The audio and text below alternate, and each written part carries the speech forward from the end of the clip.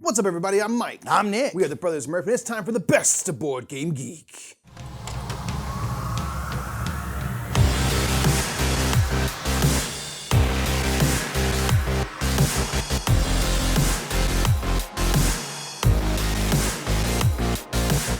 This is going to be the best of Board Game Geek. We go through some news on Board Game Geek. We go through the hottest 10 games of the month. A couple picks from us of stuff that we've seen on Board Game Geek. It's going to be pretty cool, Mikey. Let's get right back into it. Also, Mike's back. I'm back. Let's get into the news.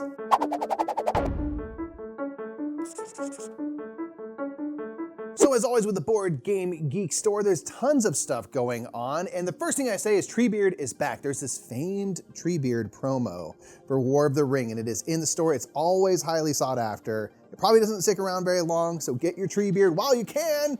And we also have a bunch of things, including new games in the Geek store. You can get yourself some Gutenberg now. We got Sleeping Gods back in stock. You can pre-order The Spill. There are things like cool earrings and hats available. There are things like bits from Orleans that are coming back over and getting restocked soon. And there's even a little bit of a sneak peek at Cubitos upgrades, including these little bins that hold the various types of dice and upgraded, I think it's your Fame currency, these metal, awesome kind of square coins. So all that stuff for Cubitos is coming. That's just a sneak peek. So some of those are a little bit off in the distance, but I like that they tease us with things to come. And that is the Board Game Geek store as of now. My news is actually two things. One, badges for BGG went on sale in the middle of June, so they are on sale right now. So make sure to get your badges for that. BGG is super, super fun. Great, best library in the game. They got the best library of them all, and it's just a really cool chill con where you're just like hanging out playing games. It's super, super fun. Make sure to check out BGG. Also, speaking of cons, the Gen Con preview is up. Every year, Gen Con, for Gen Con and then for Essen usually, there is some kind of preview, and then basically publishers can put in their different games that they're gonna have at Gen Con. A lot of times, a lot of the big releases get put there, and you can kind of go through the different publishers and see all the different games that are gonna be at somewhere like Gen Con, Origins usually, and then also Essen. And so Gen Con's preview is out. Make sure to check it out. We've been scrolling through it, getting super excited for all the new games that come out. So make sure to check out that and get your tickets for BGG Con. All right, so that's a bit of news from Board Game Geek. Let's get down to the table to go over the hottest games that people have been talking about this month.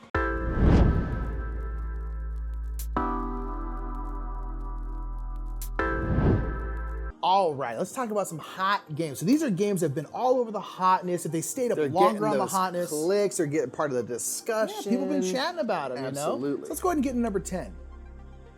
So number 10 is Oathsworn, into the deepest woods. Now this is one that's like been around for a little while, yeah, and it's kind of coming back now. Yeah. So it's back in the discussion. So it has all these big minis, these big rats and things.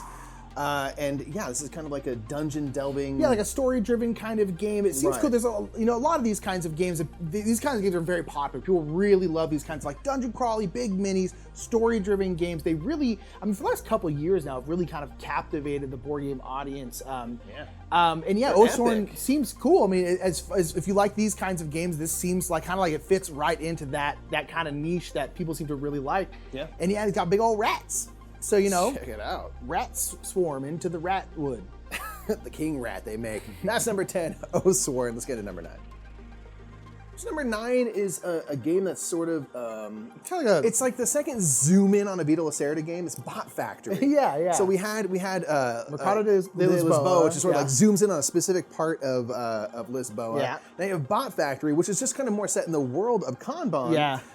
Where you are making robots. Yeah, which is pretty cool. You're going to different spots and you're making robots, but it uses the same kind of worker placement / turn order determiners. Yeah, as Kanban. And stuff. But here it's a smaller, more, I think, kind of accessible level game. It seems kind cool. of set in the Kanban world with characters and things that are familiar from Kanban. Yeah, because I like Vita Lacerda games, but they are big, right? They're very big. So it's kind of one of those things where I'm like, oh man, can I get this kind of like Vita Lacerda feel, but in a smaller package? I've always wanted to play Mercado de Lisboa. We haven't had a chance to. Yeah. When I saw this, I was like, oh no, the Vita Lacerda game. Then I was like, oh, this is a kind of like a smaller version of something to a degree. Yeah. And I was like, ooh, that sounds interesting and stuff like that. Yeah. So this is one that we're thinking about backing and stuff. It's probably going to be, it's just about to end its campaign. So, yeah. But it's one that's kind of cool. I like these ideas. Yeah. Like, here's this big game.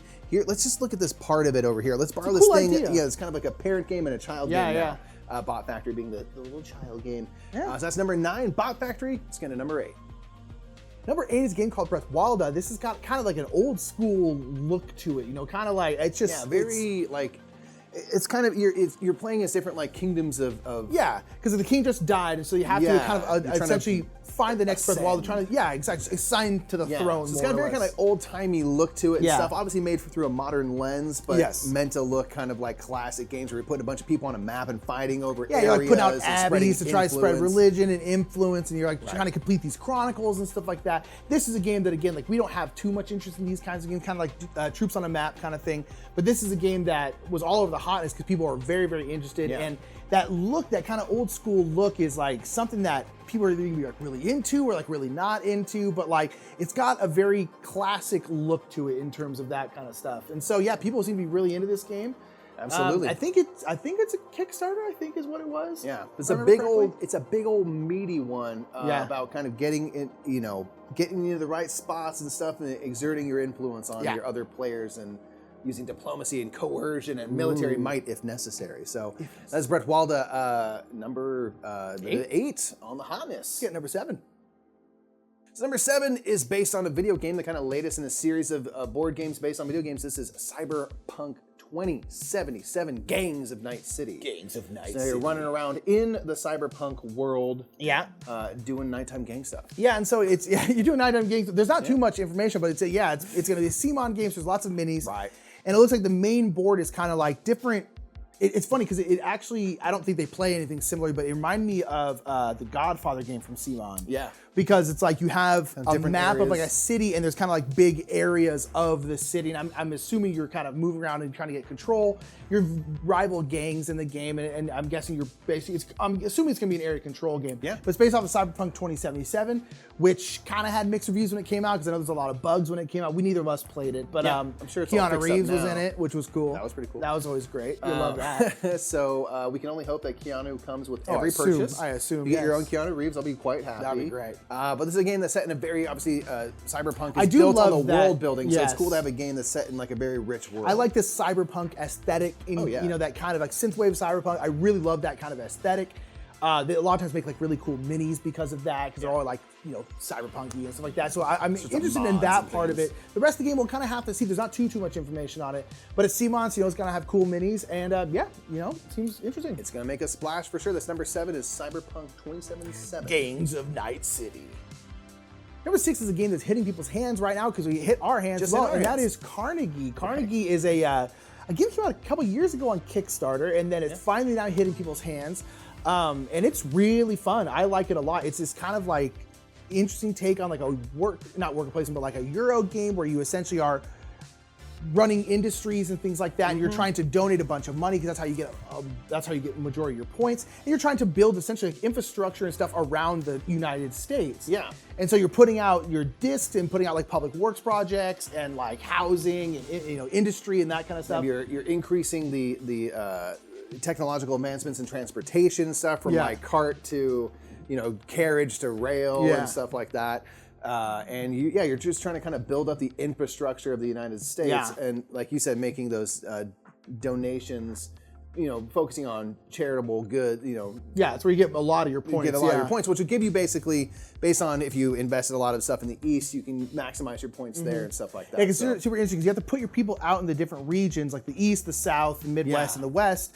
But then when that region activates, you can take back one of your people from there and then generate income, and that's how you get like your resources and a lot of your money. And that kind of balance in the game is super interesting. And it's got tool art. It's got this really cool kind of like pastel look to it. I think it's really fun. Yeah, I think it's super pretty. And it's really fun to play and try to figure out how to kind of work your various departments and stuff to maximum efficiency. And that is Carnegie at number 6. Good. Getting people's hands. We like it. We're fans. Let's get number 5. Number 5 is a game called Galactic Renaissance, and this is the I didn't know this was going to be a trilogy, but it's the second game in what's called the political trilogy from Christian Martinez, who made Inish. And they obviously, Inish is they're not similar because this is like a space game, but no, in terms like I didn't know that was going to be like a trilogy, which is super cool. Maybe it wasn't. Now it is. So in this game you kind of have your own faction. You're basically like discovering planets and trying to essentially have those planets like join you, but your opponents are trying to convince them to join them. Trying to reconnect like lost civilizations. Yeah, you're trying to like sow disorder in like your opponents' kind of like factions. You're trying to like send out emissaries to these different planets. And I know Inish, you've played Inish once. I actually haven't played it, but I know people love Inish. So I gotta imagine this is gonna be a big game because people are gonna be very, very interested in seeing like the second in this kind of like what trilogy changes. here. Yeah. So in Inish, it's all about card drafting. This one seems like it's deck building and kind of same modular board area control stuff, but focusing on deck building as a way to fuel that whole thing. So I'm really curious. And that's anytime there's something that like becomes like, oh, it's part of like a greater thing. I'm like, well, I'm now really curious to think of like, to see someone's like vision through. Well, especially because you see like Eric Lang, like Blood Rage, Rising Sun, and then Ankh, that's like a trilogy. The games themselves aren't like really related, but it's like, oh, cool, this is kind of the political trilogy. I was like, oh, that's kind of interesting. Really, it's got us intrigued. So I'm curious to learn more about this one. Especially it comes out. I really did like Inish the first time I played it. I would really like to play it again. Because it's been a long time, but now I'm like interested in this. I'm like, okay, like let's see how this goes here. So that's number 5. Yeah, number 5, Galactic Renaissance. Let's get to number 4. So number 4 is Skyrise, which has a campaign going on as of the recording of this. Maybe just ended. And it's by Roxley and stuff. So this is the next in their kind of Roxley puts together fabulous productions of games. They sure do, yes. And Skyrise is all about having this kind of sky city, and you are trying to put out buildings in different kind of zones of the districts of the city. Yeah. And it's a bidding game. It's a bidding game, which is kind of a bidding game, but you're bidding with like your building pieces. Which is super interesting. They all have different numbers on them. You're trying to have like the biggest building, in the area, and you're trying to like spread out your resources. Everything's kind of tight, so you're trying to spread out your resources, use your powers and stuff, to sort of get, control over the various parts of the cities. But I just have never seen a bidding piece that is a skyscraper. Yeah, it's interesting. And it's got this cool 3D board and like all 3D pieces. The deluxified version is crazy. Very wild looking, So it's like, it seems cool. I like Roxley games. Everything I played them, I always really enjoyed. And their production, like you said, is top notch. And so I'm kind of like, okay, this is interesting. Like I am very curious into this game, and once it kind of hits people's hands, I hope we have someone who backed, because we didn't back it, but I hope someone did, because I want to try it, because it does seem like an interesting little game. It's gonna be cool looking. The presence of the game is gonna be like, it's gonna look the charts, just fine, literally off the table, literally. That's Skyrise at number 4 from Roxley Games. Let's go ahead and hop into number 3. Number 3 is a witchy game called Septima. And this is a game that we're both pretty darn, it seems very cool. It's from Mind Clash, who made things like Anachrony, but it seems like a slightly... They say it's their most accessible game to date. Yes, which is good, because Anachrony is one of those games where I'm like, whoo, that's a big one. Yeah. It's a big one, but this is very, very cool, where you're like witches and you have like a coven, and you're trying to do a whole bunch of different stuff, and you're trying to like save your friends and your other like witches, your brothers and sisters from like witch trials and stuff. But also try not to like upset like the townsfolk and stuff like that, because they don't really like you very much. But it's cool. It's got this like simultaneous action selection system where you kind of want to be at the same spot as other people, because you get bonuses if you are. Yeah, you get a more powerful action if you choose the same one. But the thing is that like it's you a competitive also game. Get a bonus. So it's like, am I okay with that? Yeah. And so it's you're really trying to pay attention to what everyone else is doing. Yeah. But in most simultaneous selection games, you're trying to make sure you don't try to choose avoid the same people. thing. Yeah. Here it's like, oh, you really kind of want to. Yeah, which is super, super interesting. But yeah, it seems really, really cool. I love the look of it, and the theme is just like rad and stuff like that. Looks and so awesome. Really, really excited to try this one. I'm just very interested in it. Yeah, so that is Septima at number 3. Got to get witchy, perfect thing to play this fall. Oh yeah. Let's hop into number 2. Number 2 is here every month, and this is Ark Nova. Again, this kind of could have been number 1. It's basically like one hot game that comes up as number 1 for a little while, and then Ark Nova, and then it goes down. Ark Nova goes boop, right back up top. So it's here again. Ark Nova is great. We love it. We talk about it every month. It's just, I think it's number 7 now in the top. It is firmly in the top 10 games of all top time. 100. So I mean, it's people love it. It's great. It's here all the time. It's wonderful. I just played it the other day. It's great. Yeah, it's earned its love big time. It's a really fun game, all about running a zoo, and also has a really interesting action selection system where you kind of wait for various actions to become more powerful, so you can do more stuff with that one action, and then it cycles down to becoming kind of weak, and so you're really trying to sequence your actions. Really cool stuff. All about running a zoo and focusing on conservation and protecting the environment, which is something I think we can all get behind. Hopefully, yeah. And clearly, a lot of people agree, and that's why it's why it's number 2, and / kind of always number 1. If it isn't number 1, it could it's be never every far month. off. That is Ark Nova number 2, but there is a game that's hotter. Let's get into number 1 though. Number 1 is going to be Stars of Ikarios, which is hitting people's hands right now. I've been seeing a bunch of people post on like Instagram and stuff like that, being like, I got it. It's a big old box. Oh yeah. This is a big 4X space game that people love. I mean, people love these kinds of games. I don't entirely know what's like different about this one necessarily. This is big 4X space games. aren't really our thing, but it's got ships that are on like the little flight stands and stuff like that, so they're kind of flying around like a big old map. Again, it's one of those games where like I always appreciate these kinds of games because I'm like, this is not our thing, right? Like that's not the Brothers Murph. We just don't love these kinds of games. But like people love these kinds of games, and whatever comes out, people get so excited and so pumped about them. Huge market for these types of games, and it just looks cool. I mean, it looks nice. The box cover is nice. The ships are cool. They're all. I do enjoy like the ships on flight stands. Looks awesome. Yeah, exactly. And so this is hitting people's hands right now. So it's been up at #1 for a lot of the month, just because people are excited about it. People are talking about it. People are posting the forums, looking up rules questions, all this kind of stuff, and it's just been hot. It's been hot right now because people have been waiting for it. Absolutely. So that is #1. Yeah. Stars of Ikarios, big old space game. Now, what we like to do at the very end of our hotness is wrap up. Like, sure, certain people are talking about some games, but what are people actually playing? Does that overlap with the hotness? Often not, because a lot of things are like Kickstarters, so they don't have them in their hands to play. That's true. These are the top 10 most played games per all of the log plays that went through BoardGameGeek. So if you log your plays and stuff, a lot of things attached to BoardGameGeek, and it registers it as a play right here. Indeed. Which is really cool to look at this data.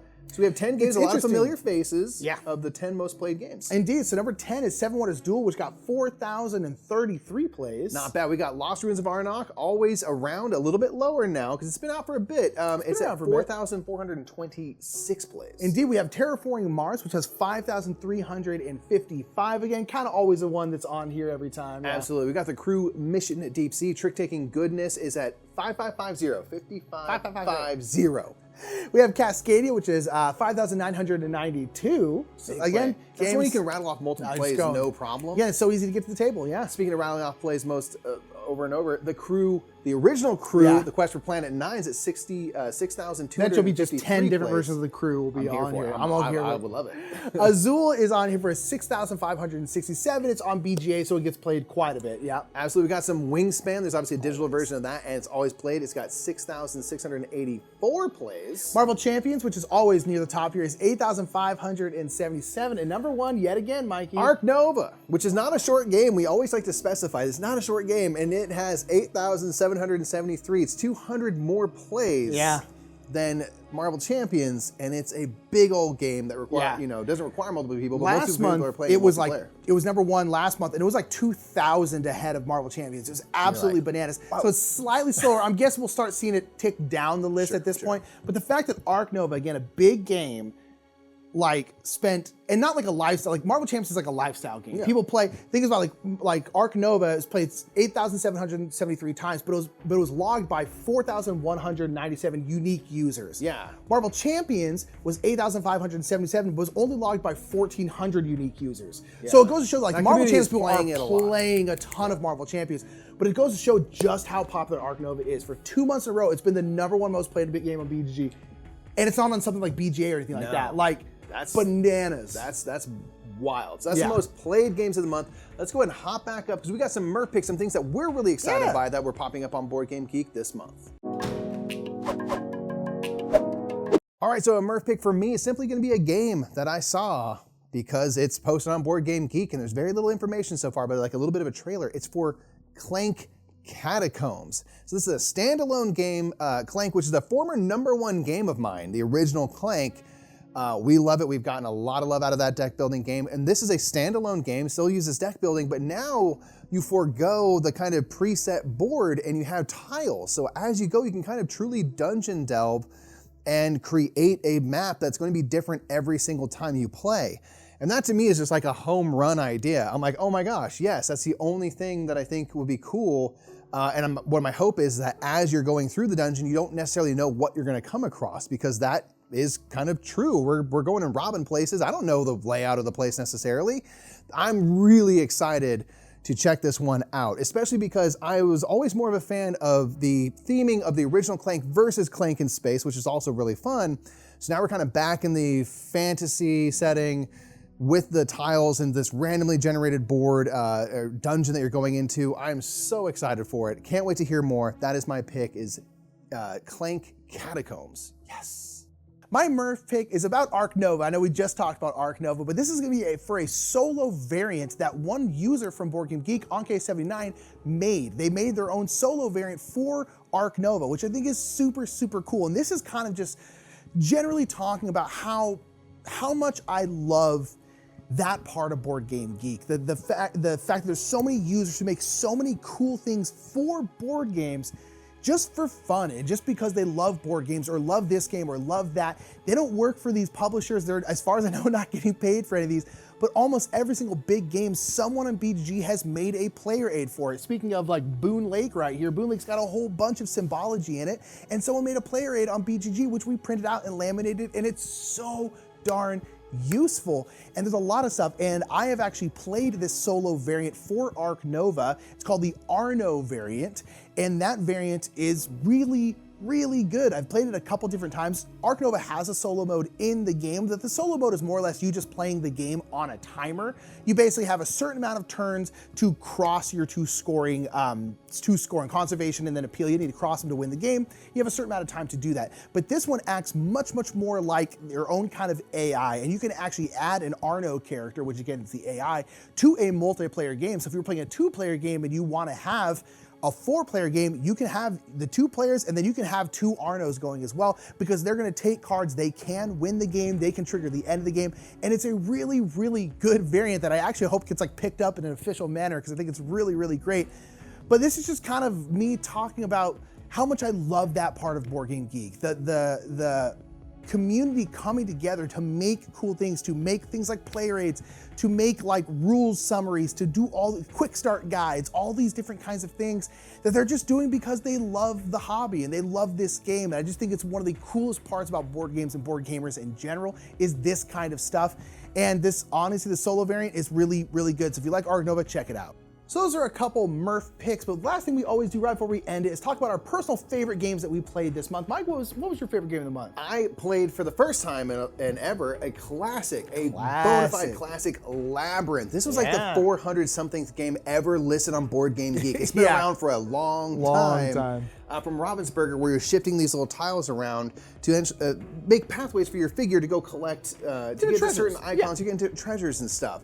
It's like a super classic family game. It's been around for a long time. It's been in a lot of people's lives. And I played it and I'm like, this is absolutely delightful. Yeah. I understand why it's had the staying power it has. And I'm just like so happy I finally got a chance to play it. It's really fun. It's a timeless game. Like literally has proven to be timeless. And so Labyrinth is my pick for the month. That's fair. It's really good. I was sitting there, I was like, this is really delightful. Yeah. Labyrinth is a great choice. My choice is going to be an expansion for Viticulture called Viticulture World. This is the cooperative expansion. Viticulture, if you don't know, is my favorite game of all time. I was really excited to hear, I didn't really like need an expansion. Like I'm very happy with like Viticulture and Tuscany. We heard a cooperative expansion. I was like, that's interesting. And so we played kind of like the first game of like kind of like the tutorial, kind of teaching how it works. And then even just that tutorial, I was like, wow, this is wild. Like it's funny because like what you're doing in the game isn't really different, but it feels entirely different. But it feels so different to be doing it cooperatively. There's a couple other things you kind of have to do, but the way it works is you're constantly like upgrading the worker placement spots to make them better. That part's cool. You have a couple of things you can do. You can like trade stuff, and it feels very cooperative. It's really cool. I'm very excited to start playing through the different regions of the world.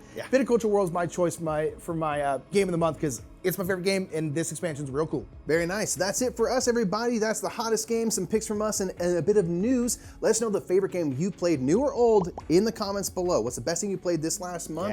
Until next time, I'm Mike. I'm Nick. We're the Brothers Murph, and we will see y'all next month for the best of Board Game Geek. Bye, everybody.